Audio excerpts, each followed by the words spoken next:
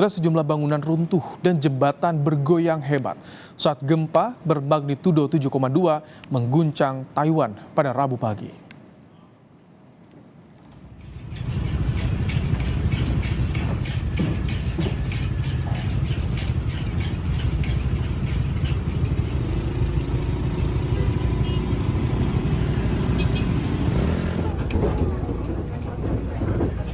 Gempa yang berpusat sekitar 18 km selatan kota Hualien menyebabkan sejumlah bangunan bergoyang hebat.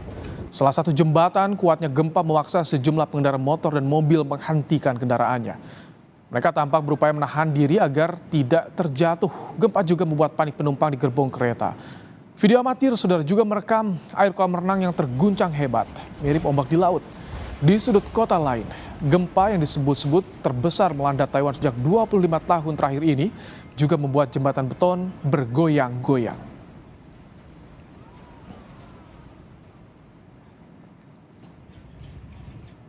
Oh 天哪，看这是什么东西啦？三小啦，干，傻小啦！ Akibat gempa bermagnitudo 7,2, sebuah bangunan 5 lantai di Hualien, Taiwan rusak berat. Lantai pertama bangunan runtuh dan membuat bangunan miring. Dilaporkan Pusat Komando Darurat Taiwan, sementara ada 26 bangunan dalam kondisi miring atau ambruk akibat gempa.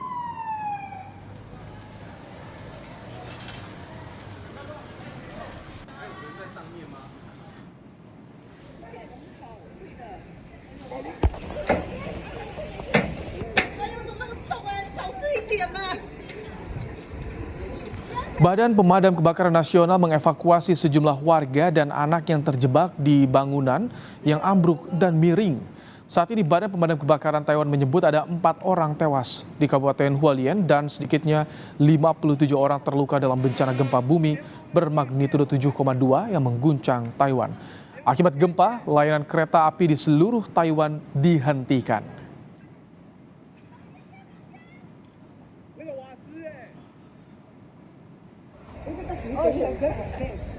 Hasil koordinasi Kementerian Luar Negeri dengan KBRI Tokyo dan Kantor Dagang Ekonomi Indonesia di Taipei memastikan tidak ada warga negara Indonesia yang menjadi korban gempa bumi di Taiwan. Namun, KDEI di Taiwan mengimbau agar WNI Taiwan khususnya di wilayah Hualien mewaspadai potensi gempa susulan.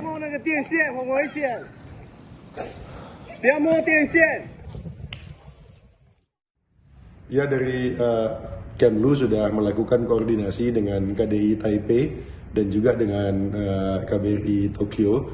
Sejauh ini dari hasil koordinasi kita memperoleh informasi bahwa memang alhamdulillah tidak ada WNI yang menjadi korban dari gempa bumi ini baik di Taiwan maupun di Jepang Selatan di Prefektur Okinawa.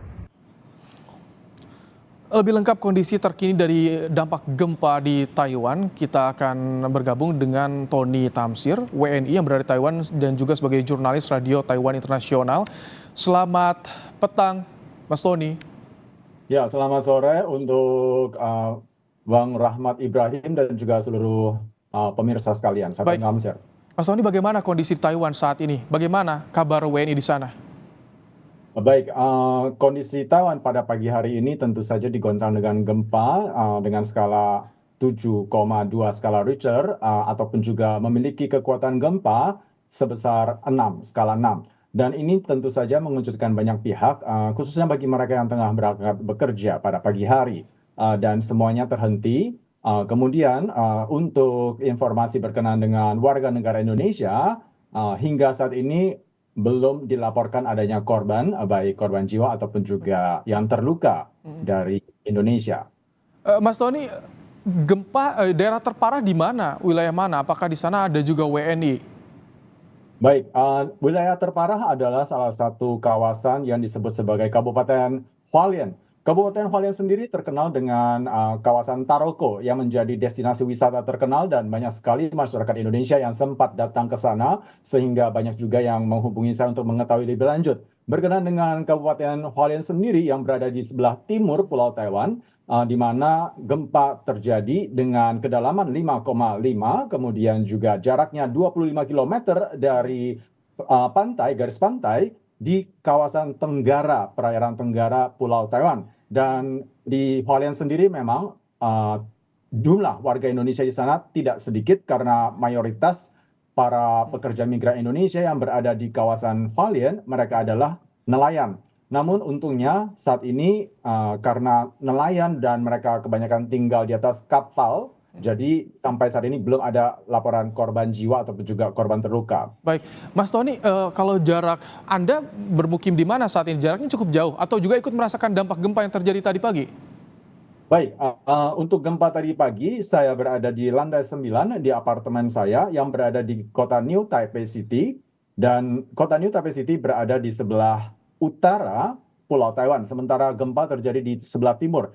Kekuatan gempa yang terjadi dan juga dirasakan oleh saya adalah skala 5, di mana gantungan lampu sendiri bisa Anda lihat bergoyang, kemudian juga barang-barang juga terjatuh. Hal ini juga bisa dilihat dari berbagai postingan teman-teman, para amatiran dan juga para postingan PMI dan juga keluh kesah mereka berkenaan dengan kondisi mereka yang menjadi masalah karena mereka juga harus bekerja menjaga orang tua sembari memungut barang-barang yang jatuh. Baik, Mas Tony, apa yang saat ini dilakukan oleh otoritas setempat? Apakah juga ada dilakukan pengungsian bagi warga yang menjadi korban? Baik, untuk Taiwan sendiri memang setiap kali ada bencana, pihak pemerintah tentu akan segera menerjunkan satuan khususnya. Namun kali ini untuk gempa yang berada di Hualien, boleh dikatakan gempanya skalanya cukup besar, namun untungnya bagian bangunan ataupun juga mungkin saja kerusakan ataupun juga bencana ini tidak sampai menyebabkan banyak orang yang terlibat ataupun juga menjadi korban di dalamnya. Hingga saat ini berita ditayangkan tercatat ada 7 korban yang tewas. Kemudian ada 711 korban yang terluka parah dan juga ringan.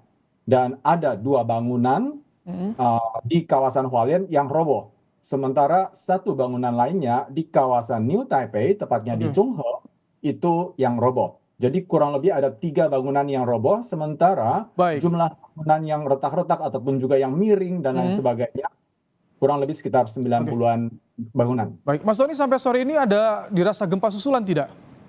Baik, gempa susulan dari pukul 7:58 pagi hari waktu Taiwan terus terjadi hingga sore sekitar pukul 4 ataupun juga pukul 3 waktu Indonesia.